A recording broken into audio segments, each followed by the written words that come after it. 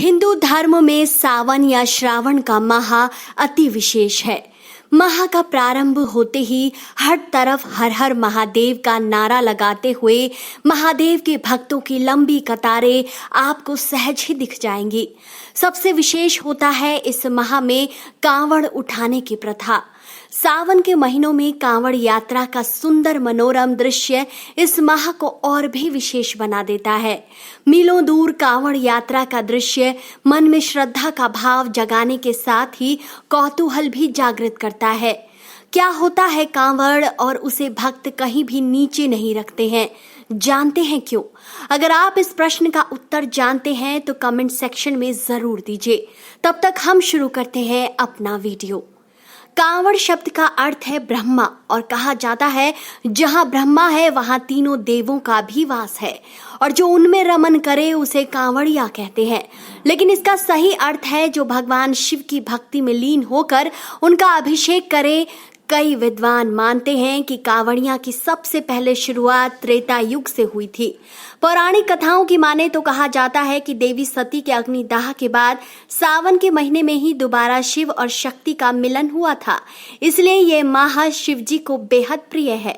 आइए जानते हैं कि कांवड़ की शुरुआत कब से हुई और क्या है कांवड़ यात्रा के नियम और क्यों कांवड़ को नीचे रखा नहीं जाता। सर्प के आकार की एक छड़ी के आखिरी छोर पर गंगाजल लेकर शिवालय तक पहुंचा जाता है और मार्ग में उन्हें कई बातों का ध्यान रखना पड़ता है।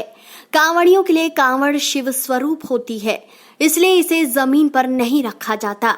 मार्ग में जहां कहीं भी कांवड़ियां ठहरते हैं, कांवड़ को किसी ऊंचे स्थान पर ही रखते हैं ताकि भूमि से उसका स्पर्श ना हो पाए।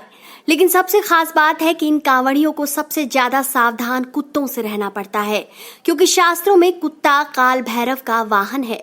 भैरव शिव के संहारक रूप है।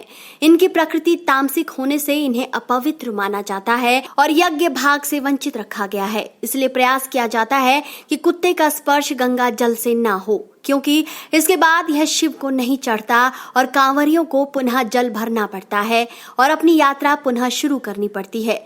इस पूरी यात्रा के दौरान कांवरियों के लिए किसी भी प्रकार का तामसिक भोजन, मदिरा मना होता है। बिना स्नान किए वे कांवड़ को हाथ नहीं लगा सकते। चमड़े की किसी वस्तु के स्पर्श, वाहन का प्रयोग, चारपाई का उपयोग, ये सब उनके लिए वर्जित है। यहाँ तक कि कपड़े को सिर के ऊपर से एक कंधे से दूसरे कंधे पर लेना भी वर्जित माना गया है। बोल बम के नारे लगाते हुए कांवड़ियों की यात्रा अभी जारी है। तो दोस्तों, आपको आज का ये वीडियो कैसा लगा? अपनी राय कमेंट सेक्शन में जरूर दीजिए और इस जानकारी को ज्यादा से ज्यादा लोगों तक पहुंचाएं।